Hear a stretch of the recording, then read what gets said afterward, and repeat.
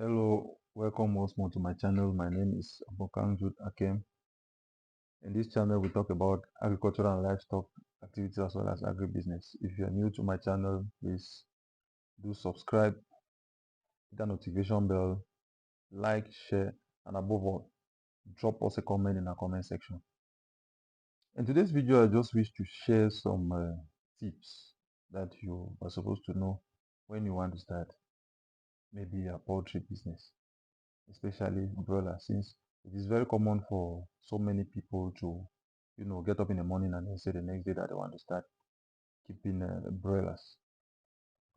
The first thing that you have to consider, because most often what do people do, because you see A or B or your neighbor keeping birds, you too, you say that no, ma A or ma B sold, especially during these festive periods where birds are very expensive. You sold for 4,000. Somebody will say, there's a lot of money in the poultry business, let me too, I think I can keep birds. It's very, very risky.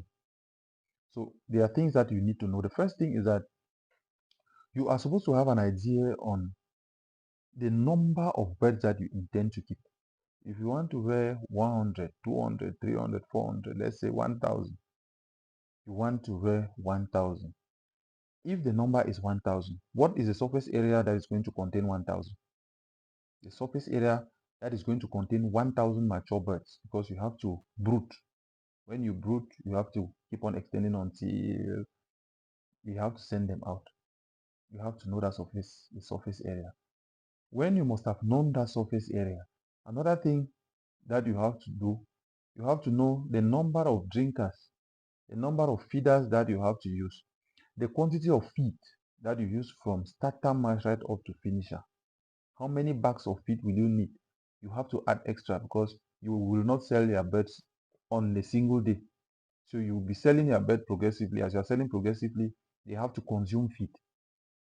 The quantity of drugs that you need, vaccines, antibiotics, all what you need. How many bags of wood shaving will you need? How many bags of maybe charcoal, if you have to use charcoal for brooding? How many bags of charcoal will you need? If it's gas, how many bottles of gas will you need to brood your day old chicks? If maybe you have to do phone calls, you have to employ somebody to work there, how much money are you going to pay? Are you going to pay per batch? Are you going to pay per month? So you calculate all those things. Then at the end of it all, you have a total, maybe transportation from where you are living to the company that you have to go and maybe order for your birds, the transportation that you have to go and carry, telephone calls, everything, all that you have to include it in your cost.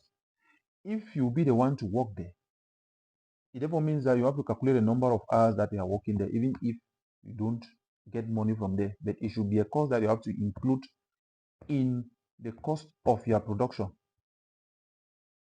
So after that, you must have had a cost of all what you are going to need. If you are renting that particular building, if you have to rent maybe 4 batches or three, then the annual rent is about 100,000. You divide it by the number of batches and you add to each batch. When you do that, it will give you a clear idea on how much you are actually going to spend. So when you add it, you add everything. When you add it, it will give you an idea of how much you are going to spend.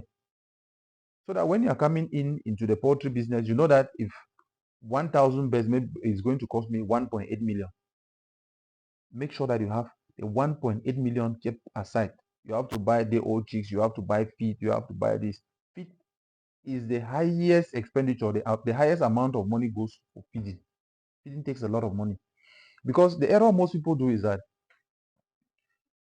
when they buy their chicks, maybe they have money for about 20 bucks of feed, and then they hope that maybe they will get money from somewhere. It is an error. Never you do that in poultry business.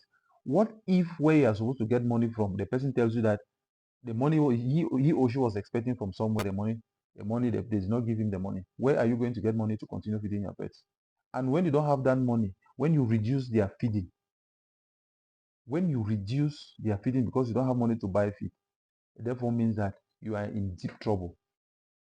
Because when those birds, when they was- when if they stop growing normally because of feed reduction, you know what that means.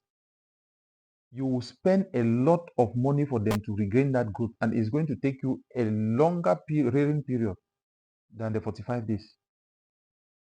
So it is very, very in animal farming, you need to keep money for feeding, keep even extra because something can happen. The birds may develop an illness that you need to buy extra drugs from those you already have because they may develop resistance along the way. So never you get yourself involved into poultry activity without keeping money because so many people have faced this particular problem I'm explaining to you today. So when you rear a bird now, you now take that total amount that you have spent, divide those the total number of that amount by the total number of birds. It will give you the amount of money that you have spent per bird. Maybe per chick you spend about 1,800 when the birds are 45 days. Then you now calculate how much you are going to sell. It will give you the profit, your profit per bird. If it's 200 or if it's 300, it depends on you. It depends on how much you must have put in and how much you think that you can actually get from there as profit. So that is the way you're supposed to go about your poultry farming. I repeat, don't start when you don't have the money to feed them. Don't. It's an error. It's an error. So when you must have when you already have now an idea of how much you are going to spend, then can you now look for money? Don't just say I will start. When I start, after I start, I'll go and take money from my friend who is a banker or maybe from a businessman. Those sources like that may fail you. So in a nutshell, that's just some of the tips I wish to share with you on how to go about your poultry activity.